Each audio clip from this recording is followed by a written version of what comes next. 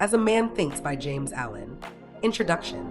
As a Man Thinks by James Allen, first published in 1903, is a timeless philosophical treatise on the power of thought. Though small, the book is profound in its message. As a man thinketh in his heart, so is he. This core idea, drawn from the Bible, Proverbs 23 verse 7, is the central premise. Allen emphasizes that our thoughts shape our character, our circumstances, our health, our purpose, and, ultimately, our destiny. The book is not a mere motivational read, but a spiritual and psychological reflection on the creative power of thought. Allen's writing style is poetic, concise, and deeply insightful, offering practical wisdom that transcends time and culture. The message is simple yet transformative. We are what we think. Let's explore each chapter to uncover the wisdom within. 1. Thought and character. James Allen lays the foundation. Man is the master of thought, and thus the master of character. Thought is the seed from which all character grows. A noble character is not a thing of chance, but a natural result of continued effort in correct thinking. According to Allen, every action originates in thought. Repeated thoughts form habits, which in turn shape our character. Just as a gardener cultivates his garden, pulling weeds and planting seeds, we must tend to the garden of our minds. If we plant positive, noble, loving thoughts, our lives will reflect that. Conversely, if we allow negative, fearful, or selfish thoughts, they will manifest in undesirable character traits and life experiences. This chapter powerfully calls to personal responsibility. Allen insists that by changing our thoughts, we can change our nature. The outer world of circumstances will then align with our inner world. 2. Effect of thought on circumstances. In this chapter, Allen explores how our thoughts create our external circumstances. While many believe circumstances create the person, Allen reverses this. The person makes the circumstances. This is not to ignore injustice or luck, but to highlight the more profound truth that our dominant thoughts attract corresponding life situations. Allen explains that suffering is often the result of wrong thinking. A man who constantly entertains thoughts of fear, doubt, and laziness will be surrounded by failure, poverty, and discomfort. Meanwhile, thoughts of courage, purpose, and diligence lead to prosperity and happiness. He emphasizes that people do not attract what they want, but what they are. Our inner lives must first align with our desires. If someone wants success but harbors thoughts of envy and self-doubt, they will not achieve it. This chapter urges readers to become introspective and realize that their circumstances reflect their dominant mental patterns. By purifying and elevating their thoughts, they can shape a new reality.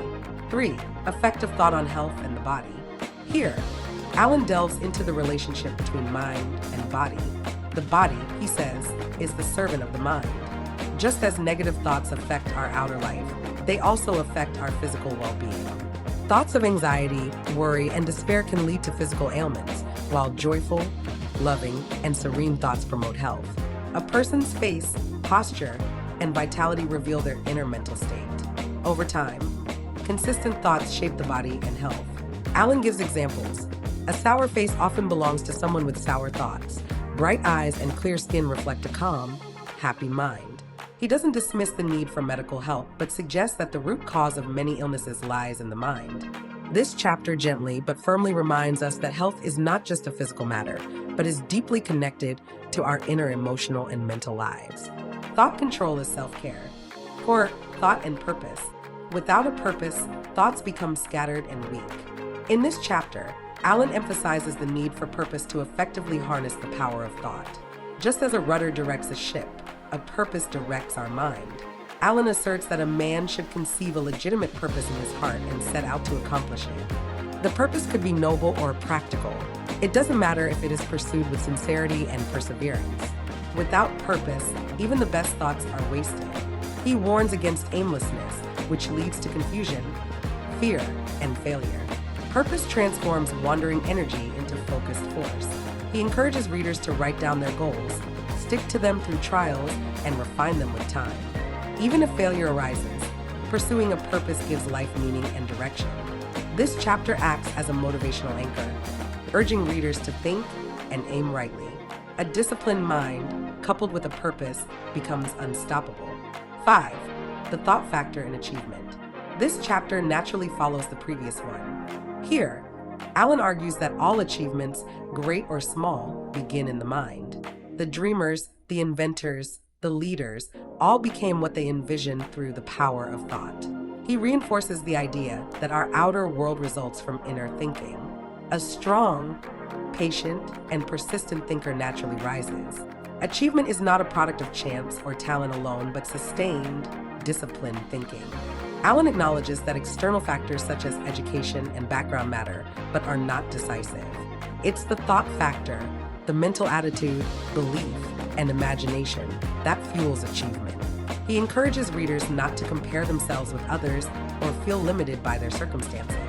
By elevating their thoughts, they elevate their life. This chapter is profoundly empowering, affirming that success is within the reach of anyone willing to think constructively and act persistently. 6. Visions and ideals. Allen now moves into a more poetic and spiritual realm. He speaks of the power of vision, holding an ideal in the heart. He writes, "Dream lofty dreams, and as you dream, so shall you become." This chapter is about imagination, faith, and the sacred act of dreaming. Every invention, movement, or work of art began as a thought or vision in someone's mind. Allen urges readers to cherish their ideals, nourish their dreams, and uphold their aspirations. The visionary, though mocked or misunderstood, eventually shapes the world. He connects this idea to the law of attraction without naming it. He encourages readers to aim high, for the soul reaches what it longs for. By aligning one's thoughts with high ideals, one's character and life are also lifted. This inspirational and philosophical chapter highlights the power of hope, belief, and imagination in shaping a beautiful life. 7. Serenity. The final chapter is about serenity, the quiet reward of a well-governed mind. A person who has mastered their thoughts radiates peace. Allen describes such a person as like a calm lake, reflecting the beauty around it without disturbance.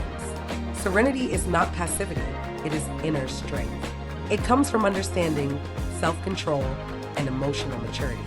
The calm man is admired because he controls himself and does not react impulsively. His presence calms others, much like the shade of a tree or a quiet ocean. Allen ends his work by elevating serenity as the ultimate expression of wisdom and thought mastery. To reach this state, one must discipline the mind, cultivate pure thoughts, and understand the laws of life. This chapter offers a beautiful conclusion. It shows that the journey of correct thinking leads to success, health, peace, and harmony. Conclusion. As a Man Thinketh is a profound meditation on thought as the root of all human experience. In just 7 chapters, James Allen takes the reader on a journey from the formation of character to the heights of serenity. The book is more than motivational. It is spiritual, ethical, and practical. It teaches us that we are the authors of our own lives. Our circumstances, health, relationships, and success all trace back to our dominant thoughts. While life brings its share of challenges, our power lies in choosing our thoughts. Allen's philosophy is not about blaming oneself, but about claiming responsibility. He urges us to tend to our inner world like a diligent gardener.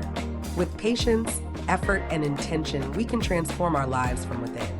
In today's fast-paced world, the message of As a Man Thinketh remains more relevant than ever. It reminds us that peace, power, and purpose lie not in the outer world, but in the quiet choices of our mind. Thought by thought, we build the temple of our life. Thanks for your time. See you later.